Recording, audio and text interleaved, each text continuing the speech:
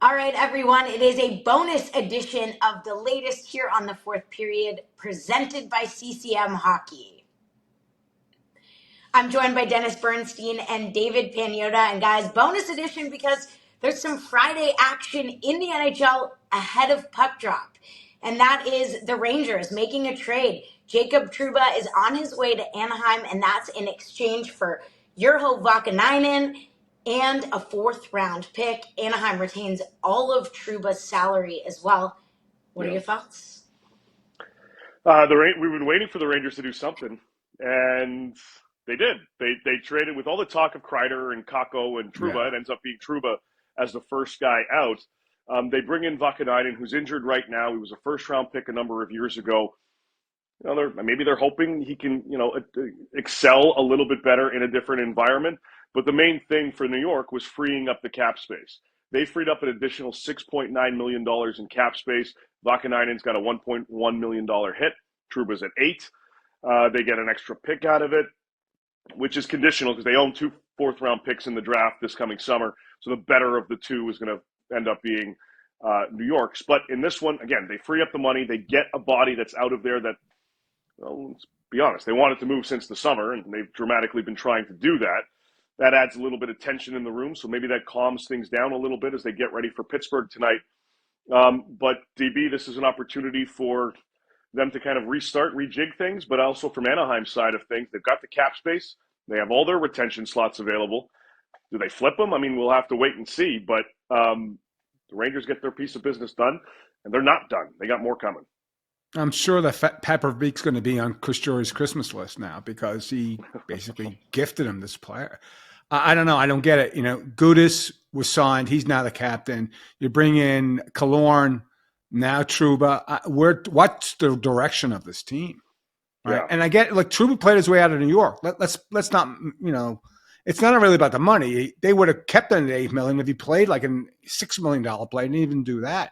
So real head scratcher. I'm a Ducks fan. I'm concerned about Verbeek if he's the right guy to run the ship here because I don't know what direction this team's going with a trade like that. Vakanainen wasn't going to be a major player on the blue line, but I don't know. Dave, to your point, look, if he flips him, but what's he going to flip him for? Like a third round pick? Maybe he comes into Anaheim, plays better, revitalizes the opinion about him. But at this point in time, it's a win for the Rangers without question. And now you have to think connecting the dots. What are they going to do with that cap space? How are they going to activate it? So that's it. So really surprising on the Ducks. Look, everybody's assuming it was a trade to Columbus, which he turned down. But I'm sure he'll be happy being here in Southern California. I think it's a win for the Rangers. There were, just to jump in, there were a few other teams that had offers on the table. As you said, Columbus was one. He wouldn't waive his no trade to the Jackets. He waives it to go to Anaheim. But on the retention, even if they hold on to him, and this could be a scenario where they're also looking to trade Cam Fowler out. So at least you still have veteran presence on that back end. If you move Fowler later on this season, retain on his money. They've got the 3 slots, so they can move out other bodies. Anaheim's not going to be done later on this season. And as we talked about, New York, they won't either. Yeah, and speaking of New York, where do you think they go from here? What's the next move? What's your prediction for, how this unfolds with that extra cap space? Well, yeah, they want to address the offense and add secondary scoring to the lineup. Riley Smith hasn't really provided that presence so far this season. And now I think they're at just over $8.5 million in current space, and that will continue to accrue as the season moves along. So they've got an ability to address both ends of the ice. They can bring in some extra scoring by looking at someone up front, and they have the ability now to eventually replace Trouba's presence on that back end in a top 4 role by bringing in another defenseman. So I think Drury's going to continue to look to see where he can fit one of those holes. We'll see. Again, they've got a game tonight against Pittsburgh. They've got a player in Marcus Pettersen on that back end. That could be an attractive piece for them, but the Rangers have dipped. Let's see what they do. Let's see if this kind of jolts them a little bit now that Trouba's out of the mix.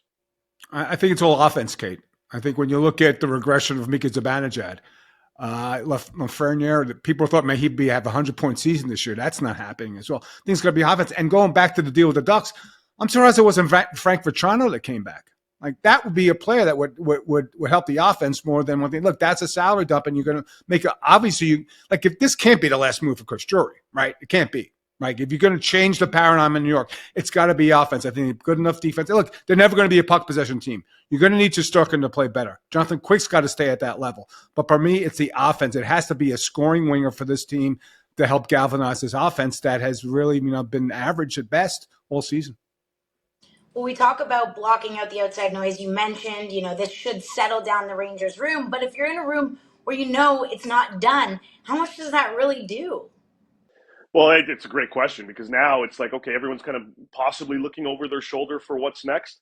Um, Talking to some people around the club, there was a little bit of friction continuing to build in that room with Trouba there. So maybe just eliminating that presence. It's a small piece. Right. Takes a little bit of pressure off, and at least they can focus on their games. Kreider was asked this morning before this trade happened where his mindset is with Trouba likely going. He goes, look, I'll deal with that tomorrow. We'll talk about it tomorrow. We got to focus on the game at hand, which is kind of what you want to hear from one of your leaders. So focus on the game against Pittsburgh. They've got 3 other games after tonight against non-playoff teams, so it's an opportunity to collect 4 W's in a row. You get a little bit of that quote-unquote friction out of the room. Maybe this kind of gets them back on track here. Yeah, I agree on that, and especially the schedule. Look at the next 3 games; definitely winnable games. I think they got Pittsburgh, Seattle at home. They got those are games they got to win. They're not must wins. Not going to eliminate them for the playoff race, but they've got to win. And the other question is with respect to the room, Kate. Who gets to see now? Do they wait till the offseason? Do they anoint one of the guys like Kreider or Breadman to wear the C now? What happens there? I think it's a little overplay with respect to leadership. To Dave's point, maybe there was some friction in the room, which wouldn't have helped. I think this takes the heat off a lot of people because now, okay, there was one move. Now we're going to play the game. So do I think there's a comparable move 24, 48 hours behind this? No, I don't. I think it buys time for Chris Jordy to reassess now, but I think in the next 4 to 6 weeks, you're probably going to see another trade if they continue to play at this level. So the hope, I suppose, right now is settle in, try to get back into a rhythm, get the offense going, and then see where it goes and let the chips fall. It's part of the business. Yep, exactly. All right. Well, thank you guys for jumping in for this bonus edition of the latest on the 4th period. It's presented by CCM Hockey, and we'll see all of you guys for more action next week.